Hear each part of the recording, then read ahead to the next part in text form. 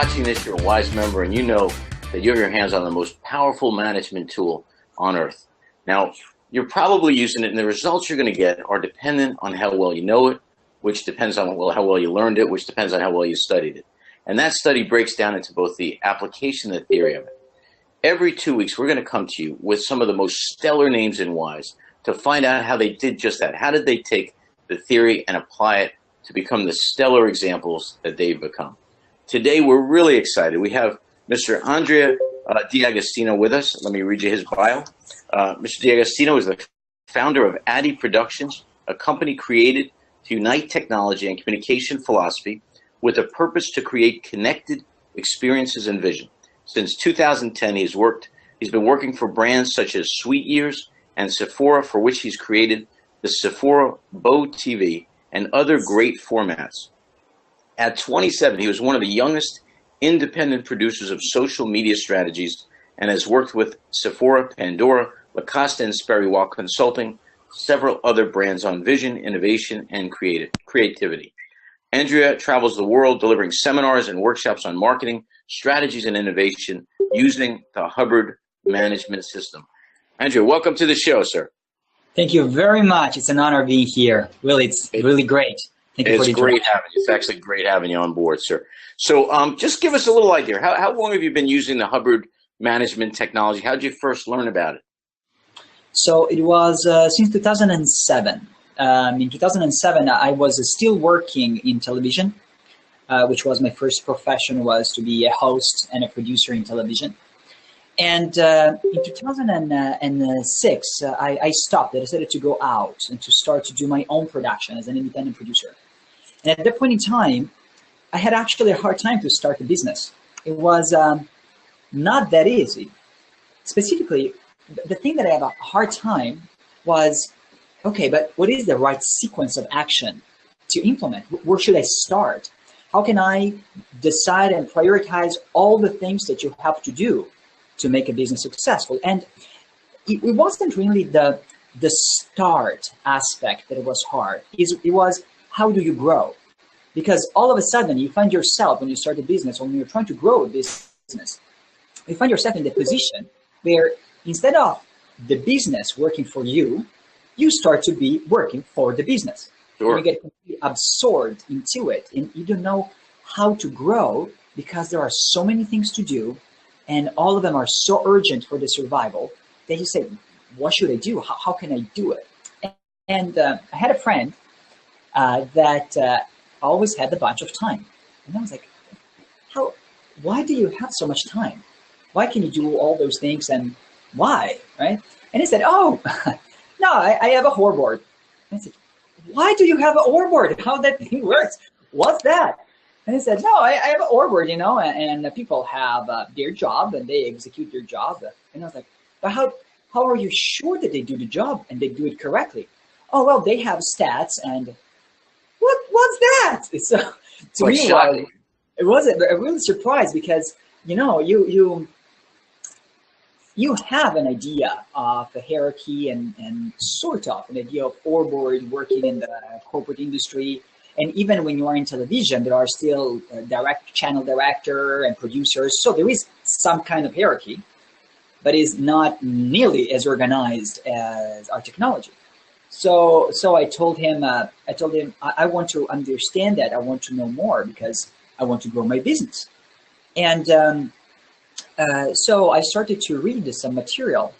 Due to the fact that my company was operating in the field of marketing, for me was very important to understand also how that aspect worked. How can I better service my client? And how can I expand my company really quick? And what I found out, the piece of technology that probably changed my life was when I studied and understood the concept of word of mouth. Not just in terms of, well, people talk well about a great product. No, not in that sense. In terms of how can you really use that to expand your business and bring it to the next level. And that's the story of how I took in 6 months a company from not existing to having the biggest customer in Europe. like the top brands in Europe became my Wait, customer in a very you short said period of time. 6 months you did that? In 6 months, yeah. So wait, so tell us what. So you get this concept of word of mouth. How do you take that concept and then put it into the doingness that allows you to go that big? I'll explain to you. So the thing was the following. When I was trying to acquire a customer, what I was trying to do is go to a business or find a way to communicate to a business and propose my services and present my services and see if the person was interested to it. And I was trying sometimes to kind of push, to convince the guy that I had something that was great and it was good for him, okay? It's okay. I mean, sometimes you get some job, but the point is that you are in a position where you are trying to convince the other guy to do something, okay? And I thought, oh, that's very slow. So what happened is that when I understood word of mouth, it happened because I have been referred by a friend of mine to a company, to another company, okay? And the friend of mine was speaking very highly about my creative abilities and so on and so forth. So I got invited to go to this organization, to this corporation, and the person was already sold. So the person originated and told me what were his problems and so on and so forth. And it was the easiest sale ever. And I was like, So what happened is I decided who my target was. And I decided that my target were the biggest corporation available on the market that didn't have an internal marketing agency. Okay, sometimes big brands have their own marketing agency internally. In this case, the ones that didn't have. And then I thought, okay, how can I get to them through the same process, through word of mouth? How can So you're looking at like the biggest opinion leader in your area, and you said, how do I get to them? Because once you have them, you figure it's going to generate the word of mouth. No, how can I get to them through word of mouth? Through word of mouth. Okay, gotcha. Okay. How can I get the biggest player through word of mouth?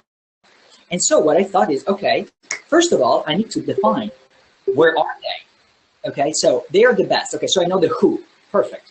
Now, where are they? And I started to research what these guys had in common. And I find out that what they had in common were the PR firms. Like there were 2 or 3 very large PR firms that had a long-lasting relationship with those brands. Long, like 10 years, that every year they were the chosen PR firm. And I thought, okay, I know how to do this. So what I've done is the following. I have organized 3 seminars in the PR firm to help PR firm expand, completely free, okay? So I went to the PR firm, and the reason why I got to go into the first one was because I had a friend, they knew a person that worked there, okay? So that was the last. So through hustle, I got invited to deliver a seminar there, and I delivered a seminar to improve their condition through marketing. And I am extremely good. And they were blown away, right? They were like, oh my God. And they said, I need to introduce you to my customers, to my clients. And I said, okay, we can organize a seminar for them if you want to.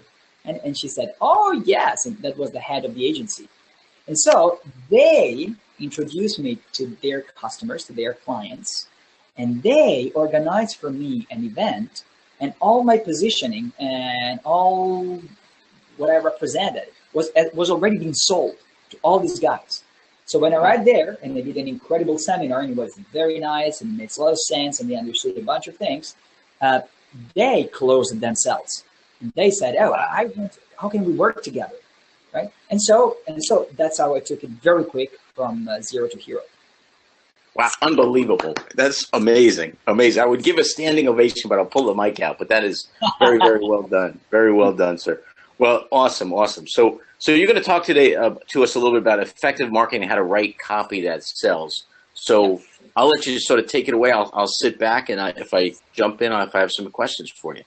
Absolutely. So The thing is that I, first of all, am a great fan of copywriting. And the reason is that I believe it's the greatest form of art that you can have in marketing. Now, we shouldn't use the word art. Actually, the ogilvy will not be super happy that we are using this word to define copywriting, because he used to say that the main job of marketing is to sell and the advertising is to sell, right? He used to say, we sell or else. And I'm trying to find some things to go over. I took a few notes of the most successful activities that I have done in copywriting. But the point is that if you understand copywriting, you have an incredible weapon, because no matter what you do in your promotional activities, you're actually using copywriting. You're actually delivering a message. And I've done this long enough that I can make it extremely simple for you to understand, okay? So first of all, when you're doing copywriting, you need to understand what is the purpose of the various elements in your copywriting, okay? Number one, you need to define who your target is. You need to know who you are talking to. Second, you need to know that when you start to write, the purpose of copywriting, or the purpose of the advertising in general, is the art of creating something that will get a response. So when you're writing, you have to think that that thing will create a response, how people will respond to it. So it's not a message shot, you throw something and you hope that something comes back. No, when you're writing it, you're thinking, okay, this needs to get a response. How am I going to do it, okay? One of the biggest mistakes that we have in copywriting is actually the title. We have those headlines. And normally people have the idea that headlines should be short and concise. And it's not true. Headlines should be long, 10 words or more. And the reason is very simple. So let's look at it like that. Let's say that you know who your target is, and you know what are the things that are interesting for your target, okay? We should do another seminar going over surveying, because that's an instrumental part, okay? But sure. Very often when a person has done a lot of job, a lot of work, kind of knows what is motivating people's interest in their product, okay? So they can think with that when they write the copywriting. And the problem of the headline is the following. The purpose of the headline is that the person reads the next line. It doesn't have many other purposes, okay? You have to grab the attention first to create interest later, okay? But the purpose is to grab attention. Now, headlines are really key because, and they need to be longer than just a few words, because very often is the only thing that people read. If you think about how you go through a newspaper or a magazine, or even on Facebook when you scroll, very often the only thing that you read is the title, is the headline. That's all you read. Absolutely. And if it kicks in, well, then you become interested to read the next line. Yeah. So yes. when you go with that, you start to think about your headline differently, because you understand that the headline should not just be interesting enough to grab the attention and invite the person to read the next line. And that's true for about half of your copywriting. What we say is that you are creating a selling environment. Okay, you're preparing the sell to occur. And it's been proved that people that read 50% of the copy that you have written will probably read it all. And if they read it all, the percentage of conversion is really high. If they read it all, you have creating engagement, okay? So half of the copywriting, half of the purpose of the copywriting is that the guy continues reading. Okay, make sense? Yep. Very good. So the way you do that is actually extremely simple. What people love are stories. That's what people love, okay?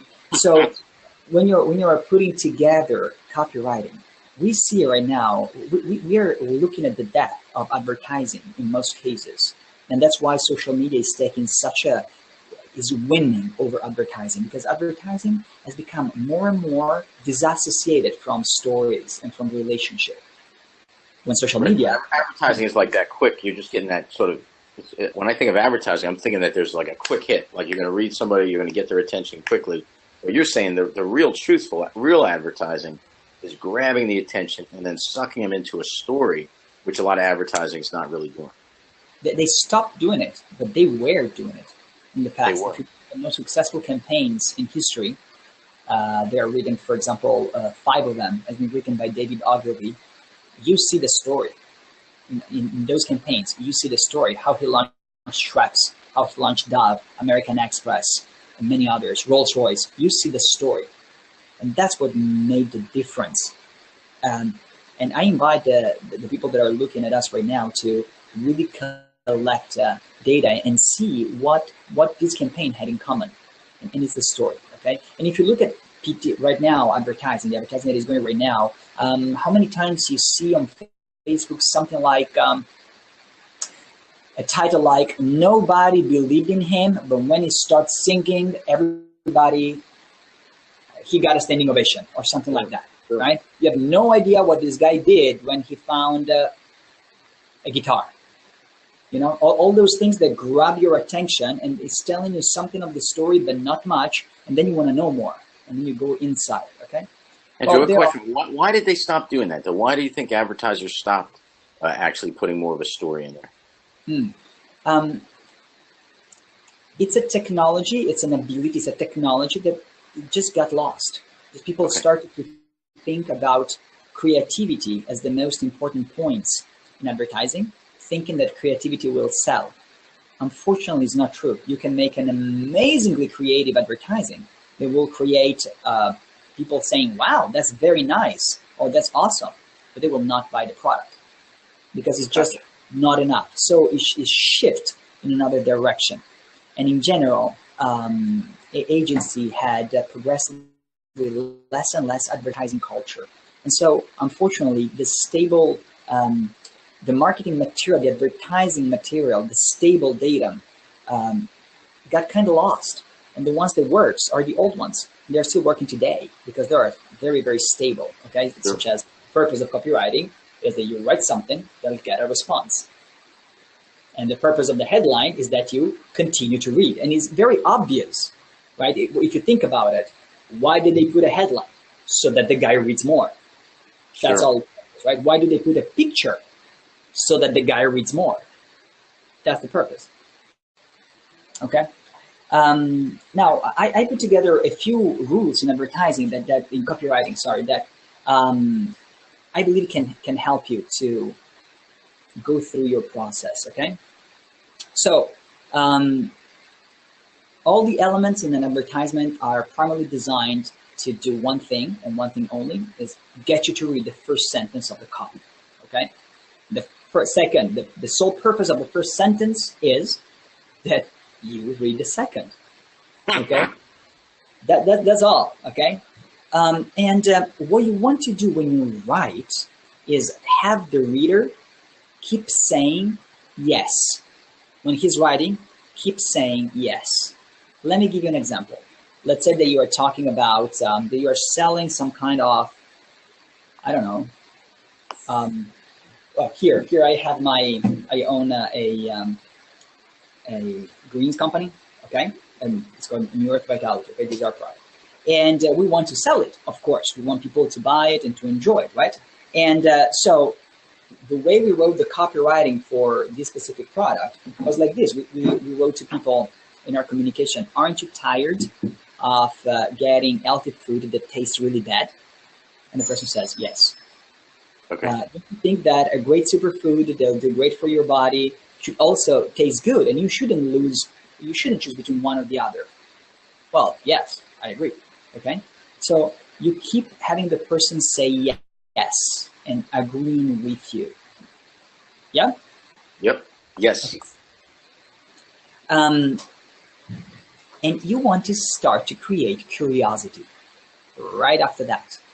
So you want to start to say something like, you know, we find out why corporations wants to give you something that tastes bad. Ooh. Really? I could see that just sucking you right in, right? Why? Okay. So you have to build it in a way that the person starts to be really interested in what you're saying. Okay. Mm-hmm. Now, you don't try to sell a product or service when you're doing copywriting. You're always trying to sell a concept. You're always trying to sell an emotion, an experience, not a product. The product happens to be the way to get there. In fact, one of the biggest problems that people have when they're trying to understand better their audience, their target, they of course ask questions and do surveys. And they have the idea that what they need to find out is what people want or what people think. And is only partially true. What you're actually trying to get is what motivates a want, which is a little under is a little subliminal, is a little under the immediate response. So let me give you an example. The person says, oh, I want to be healthy and I want to be thin. So you may think that the right way to advertise it is saying, hey, buy this, you'll be thin. But that's what he wants. Why does he want to be thin? Why? What is motivating the want? And so you can find various things. I want a woman to look at me. I want to finally be able to do the stairs without having a hard time breathing. I can't sleep well, or all those things, right? You tend to find what motivates a want, because that's the thing that will make you sell. So now you can sell a concept. Oh, I love that. I love that, Andrea. That's great. Thank you. This is part actually on my service seminar. The copy should be long enough to give you the time to build action, to put the guy in a position where he will want to act. Now, in some instances, it can be very short. In some other instances, it needs to be long. There is no rule on that. You have to test it. You have to find out, okay? But what I know for sure is that every communication should be a personal one, from the writer to the recipient, regardless of the medium that you're going to use. That means that when we write copywriting, it's not a we, it's an I. I something.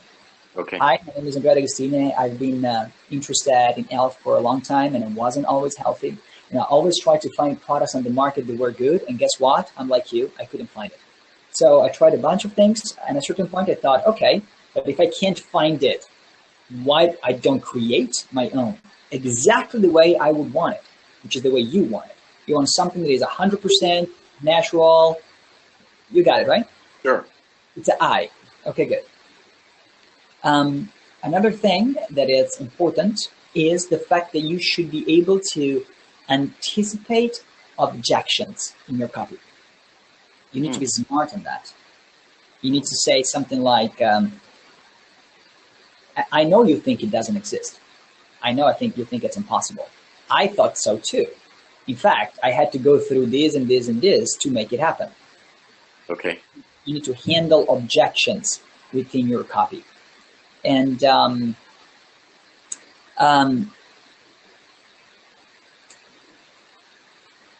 what happened when you start writing, though, is that you probably need to write it at least twice, the same thing. You need to write it at least twice because you write it the first time.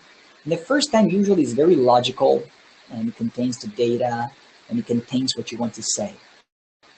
And then you take the same material and you translate it into an emotional version of your talk, of your communication. It's a very interesting process because you'll find that you can communicate let's say that you wrote one page. You probably can communicate the same thing with way more impact in a third of a page. So many less words, and still create a great impact. And when you get there, when you start to shrink the amount of work, that becomes extremely exciting. Andrew, so you see, the first time through it, you usually it's longer than the second time through it when you put the emotion into it. Okay. Yes. Yeah. When you transform it, yes, it becomes definitely shorter. So let me give you a general overview of how you could have like some kind of framework, some kind of template that you can go through in building your advertising. Okay. So the headline, the beginning, you should create excitement and interest. Okay. Such as you don't know what this guy did, or how I cured my diabetes. You know, that type of thing. Right after that, you want to put something that is like a drama, like a backstory that leads you to a point where you didn't have a solution, or where you're trying to find a solution. That brings you to, why are you different? What was the epiphany that you got, the solution that you came up with that solved this past situation? What are the unique aspects of your product? So you see, now you start to become more logical. Okay. You want to justify the purchase, which means handle potential objection. So think about it. You have said, oh wow, this product is incredible. And the person says, okay, why it's incredible? Well, you know, I had this condition in the past, and I had my friends having this condition in the past, and I couldn't find a solution. And then I thought, what if I create the solution? And here's what I did. You know, so you're telling them why it's different, and what was your epiphany as far as the solution is concerned. You're describing also the unique features of your product or service. And then after that, you need to justify purchase, because now you're starting to pitch, and the person will start to say no. It's just automatic. 90% of the time, the people says no. So you start to handle the objections, and you say something like, well, I understand you think it's impossible, because you've been to all the doctors and everybody told you that it's impossible. Well, but I think you know that they don't know everything. And I think you always felt that that's not actually true, that a solution is possible. Huh. You start to justify the purchase and handling objection, okay? Finally, what you do is you put there a lasting value. So you want the person to perceive that whatever you're doing toward him will have lasting value, will mean something positive for his life, and it will have lasting value. Wow. Finally, at this point, you close with asking for the order. And the way you ask for the order is not actually asking for the order. The way you do it is saying, what I find out that works incredibly well is when you have the person say 3 times, yes. They're like, yes, you know, like this. Such as, so I say something like, you know your life should be different. You know the quality of your life should be higher. You always knew that. And the person says, oh, yes. And you know it shouldn't be that hard to get there. It shouldn't be that much of a struggle. The person says, hell yeah. Good, so if you like what we went over right now, you would love what's coming for you. Click here or call me or whatever, depending on the call to action you want to put down. That's very powerful stuff, man. That is really powerful. I just got to stop for 1 second. I hope the listeners realize like what powerful information you're sharing with them right now. I mean, this can really just change a business around. I mean, I applaud you. This is just excellent stuff. You've got me riveted to my seat taking notes here. Well, thank you. So, that's how you approach copywriting, and I'm going to leave my email later if people want my frameworks or stuff like that. It will be a pleasure, but it's important that a person practice it, okay? I'm writing a book right now. It's called Awake, The One Thing, It's You. And the reason is that, I don't know if you noticed, but online, there are a bunch of online courses. All of them tells you the one thing. that when I did it, he became a gajillionaire in 25 minutes. Okay, and it's almost as if they are telling you that the power, the secret, that the strength is in the system. And it's not true. It is not. To have the technicalities to know how something works, it's absolutely important. But you know that some of the people that do the same course, some become successful, some don't. Okay? So, and some become successful in the same market in a completely different way. So, what is the one thing? Well, the only thing that really makes the difference, no matter what you do, the only thing that makes the difference is not the system, is you. Is always you, is your competence, your dedication, your focus, and you are the success point. It's never the system or the templates or all those things. It's always you. And in copywriting, this plays a big role because we are living in a society that is made out of templates. We have templates for everything. Okay, so people don't write email, they use the template. And that's really not the way it works, because you are a person. You wouldn't want to be treated like a stupid. You would like to be treated like a person. So if somebody writes you something, you don't like the idea that that thing is a template that has been used by I don't know 400 different companies, because it's structured in a way that tricks the customer into buying or doing anything. Right.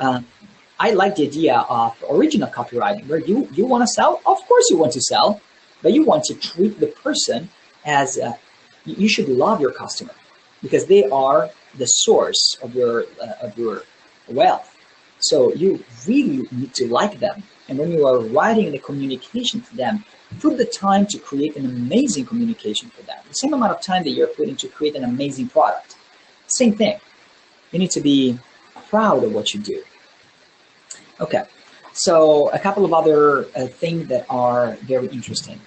One is a couple of elements that you can use in your copy and your activity is the headline.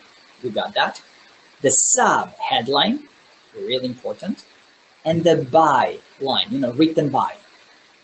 So the byline is a very interesting thing because it actually increases readership. So consider to put the headline, a sub headline, and a byline. Those three elements guarantees you more reading throughout the article. Andrew, what's the difference between a sub-headline and a by-headline? What's the difference? Well, the headline is the big title. Okay, so let's say for Rolls-Royce was at 60 miles an hour, the only thing you can hear is the ticking of the watch. It was the title of the advertising David Ogilvy made for Rolls-Royce, right? And that created actually a problem because the engineers of Rolls-Royce said, "Can you hear the clock? Let's do something about it. You shouldn't hear anything." So that was funny. But that was the headline. And then the sub-headline gives just a little bit more data about the actual article, such as find out how this car is revolutionizing a whole industry and sold out before going to market. You're creating more curiosity, but the people very often, if the headline is good, are okay to read the sub-headline. They're okay. They're like, yeah, okay, let me see a little bit more. And then they continue. One other thing that is extremely important in copywriting is the fact that we have email, true, but we almost lost the direct mailing, okay? And it's the one that I want to talk about is a beautiful story, and it's very, very interesting. As you know, all of you receives a bunch of mailings, okay, a lot. And I believe that 90% of what you receive is just thrown away. Very often you don't even open the envelope. Is it true? Sure. Is it? Yeah? Sure. And the reason is that it is actually a violation of your privacy and your willingness to communicate, because you're receiving something that you don't want, you don't ask for. So you just throw it away. And there is a gradient scale of interest in regards to mailing. Okay, so for example, if you receive a mail from the bank, you probably open it because it's very interesting.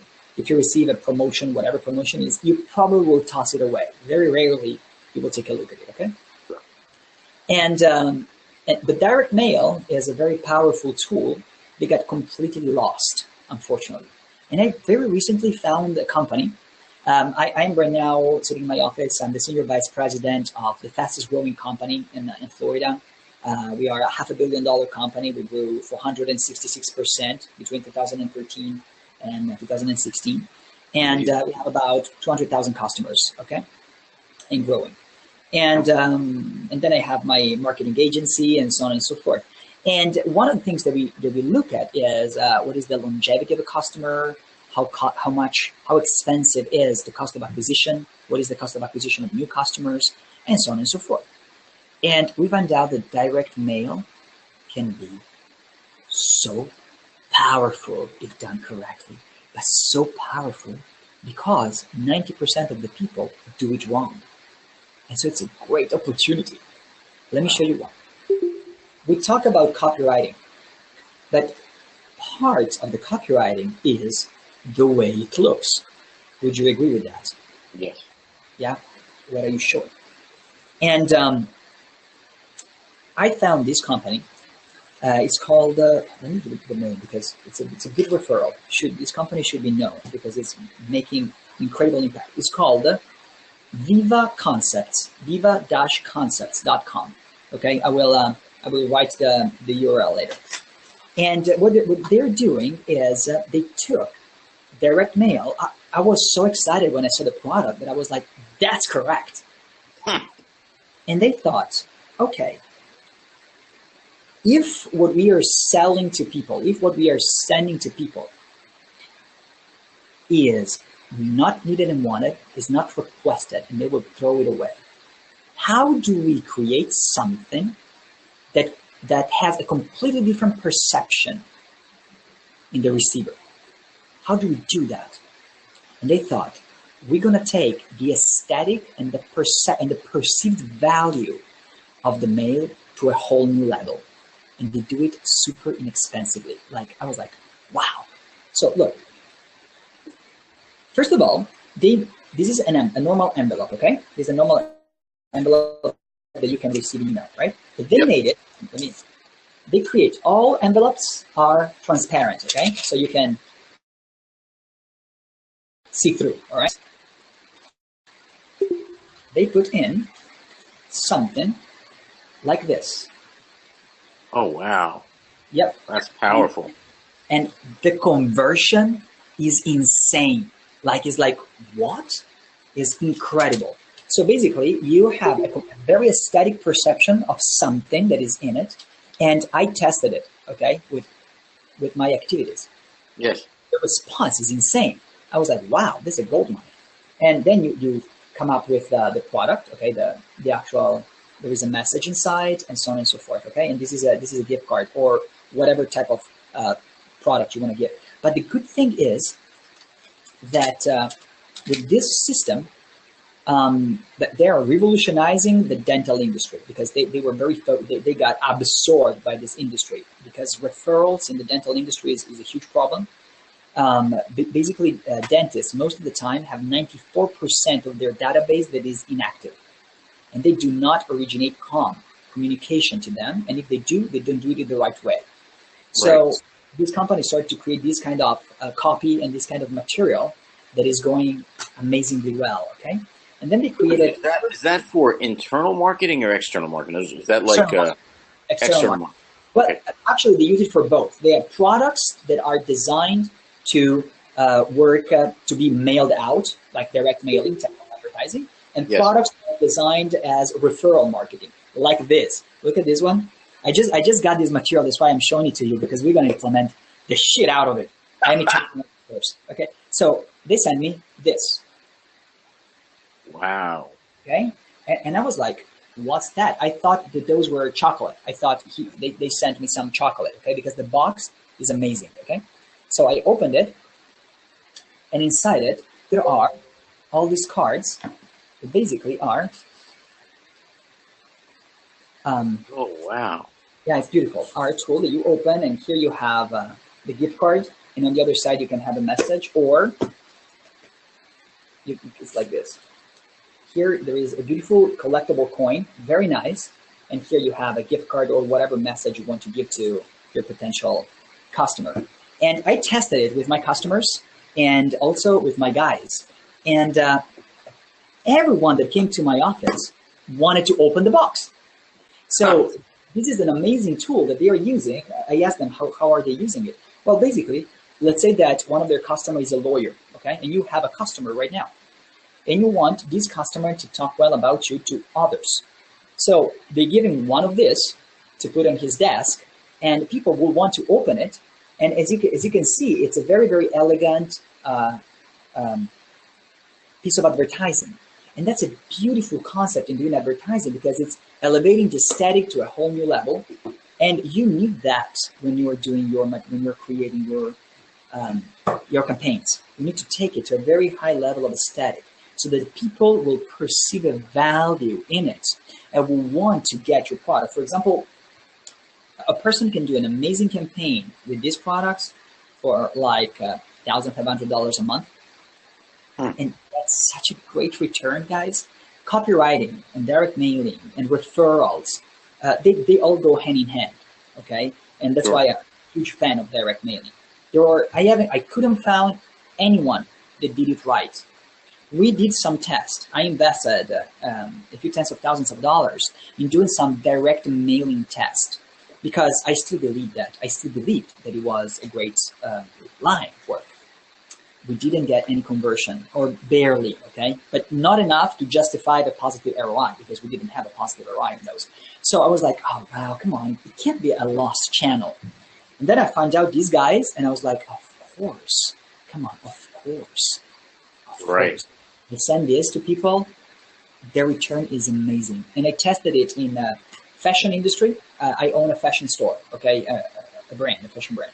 And we try for customer acquisition. So we know that a customer for us, the value of a customer for us is first sale is about $200 to $500, okay? Throughout the year, if it becomes a loyal customer, is over $10,000, okay? So I am totally fine in spending $1,500 per month in advertising to get 3 customers. Sure. Totally, okay? We're actually gonna ramp it up. We're gonna actually move it to $3,000.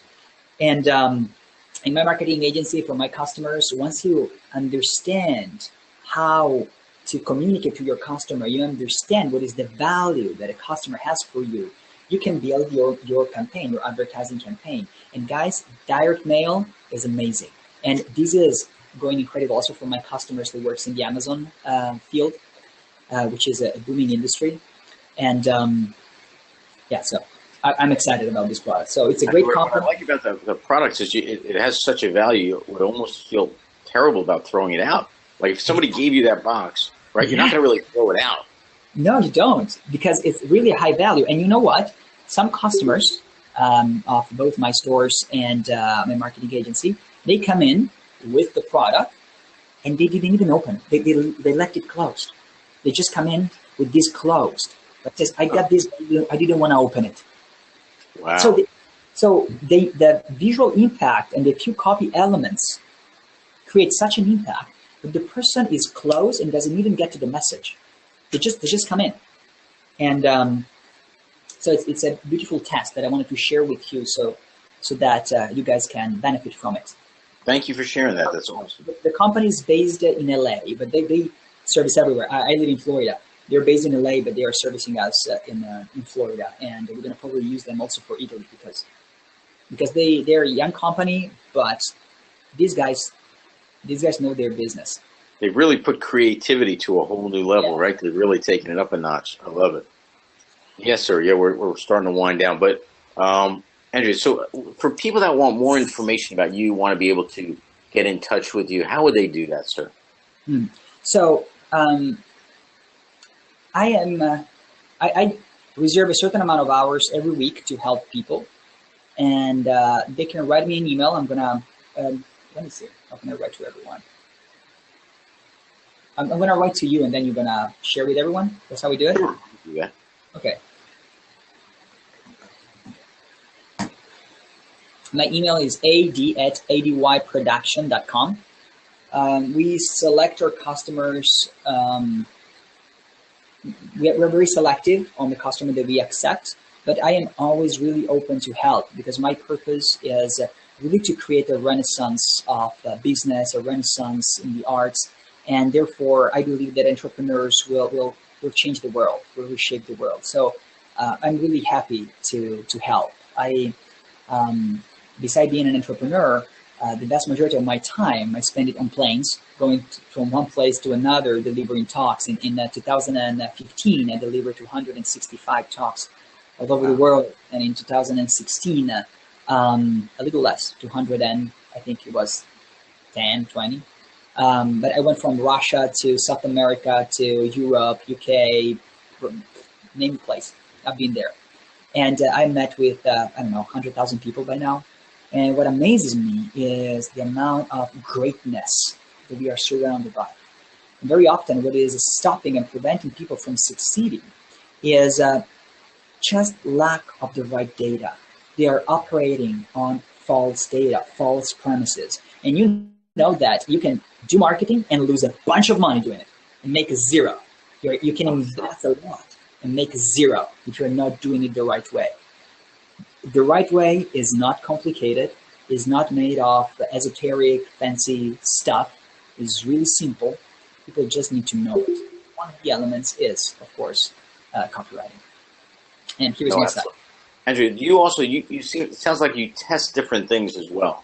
You do that, like send out some marketing, you test how it responds, and then if it works, obviously increase it, and if it doesn't, you decrease it. Is that part of your strategy as well? All the time. Testing is the key because you need to lead through statistic.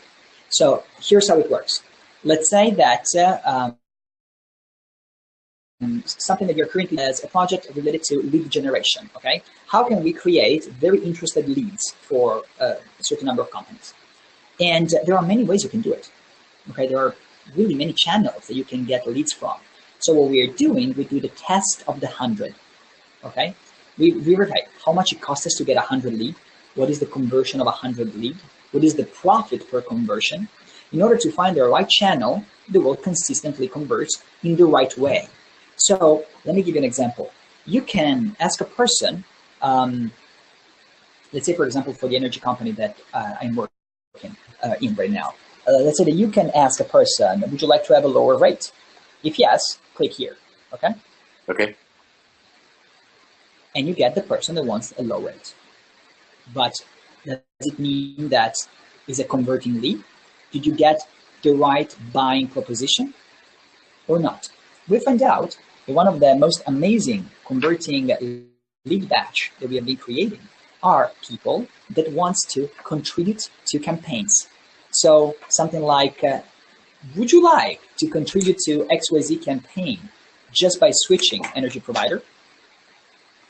And that's a really, really highly converting line because you are tapping into something that is already a motivational point for the customer. So it's a very interesting approach. Another approach that we are attempting, that we are working on, is through this.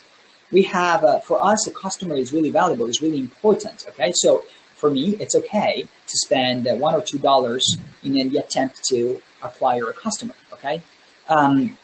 So we are testing with that. What if we try to interest the person through a static and doing a very gentle and valuable approach in our request to acquiring the guy as a customer?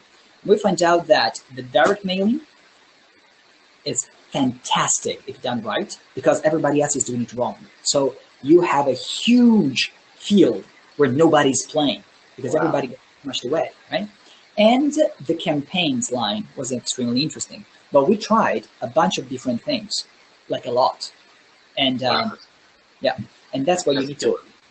Andrea, one final question. How important for you is the people you surround yourself with, like your staff, and that you're doing so many things. I mean, how important is the staff training, those kind of things? Without them, I will still work full time doing one thing And actually, I was still working for my business if it wasn't for the team. And training has been the key in expanding, okay? Because you can be extremely competent in something and doing it like great, okay?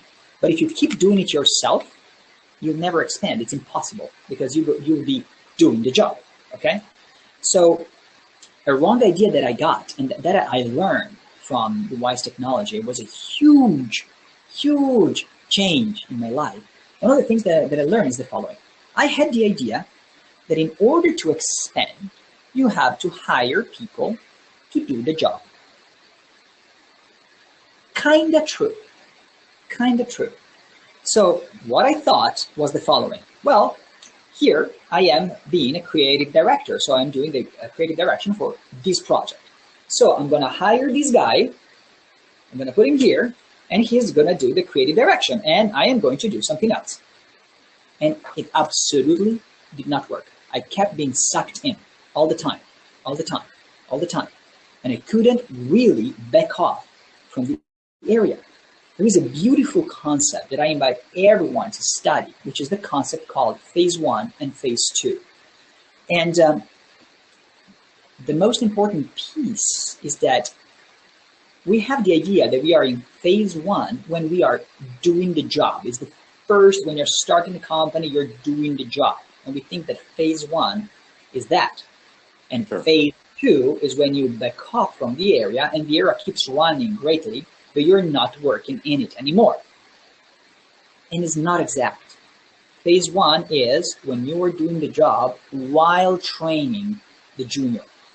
So if you don't train the junior, you just put him there without training, he will fail because he will do things his own way. He doesn't have your experience, okay? So when I put the training in, when you become that, I'm doing the job while training the person, then I back off, and the guy knows how to run it correctly, okay, now it's stable. Now I can back off, and the stats will not crash. It will continue to climb because I put the training in. Without the training, without the person, without my guys knowing what is an org board, how the org board works, and so on and so forth, you're going nowhere. Andrea Dagostini, I got to give you a round of applause. Thank you so much, sir. That was awesome. I'm sure the viewers got a great deal out of it, and we really appreciate you being with us today. It was such a pleasure. Thank you for having me. And let's organize one on surveying because that's a key ingredient. I'm going to hold you to that. That sounds great. We're looking forward to it. Pleasure. Thank you so much, guys. Bye. Great. Bye. Bye now. All right, so that brings us to the close of another Fast Track Training webinar. I hope you enjoyed it, and really more important than that, I hope you got some fundamentals out of it that you can apply to your own business, and I look forward to interviewing you one day on our show. Now, the next grading of the Fast Track Training is the EMA V modules. These are very fast video training that you can take your staff and really turn them into your team. There's things on marketing and basic staff training, executive training that are very powerful, yet they're designed to go in very, very quickly. And we'd love to demonstrate that for you. If you would like that, you can just email me at dan@effectivemanagement.net. And another thing, if you're as blown away by these seminars, these webinars as I am, we'd love to get some success stories from you. If you could send them to, again, dan@effectivemanagement.net. And one more thing. We are doing epic business analysis. These are free business analysis that we've had some people take advantage of it. And it really opens up the practice and the business to things as you're running it you might not see. And it just picks up those areas that when you pinpoint them and you change them around and you get some training for them, for yourself, for your staff, it really makes a big difference. And you'll see those stats go up. So we'd love to offer you that. Again, Dan at Effective Management. Let me know you'd like that. We'll set up a time and we will do a free epic business analysis for you. I'd like to thank you for joining us. We'll see you again in about 2 weeks. Take care now. Thank you.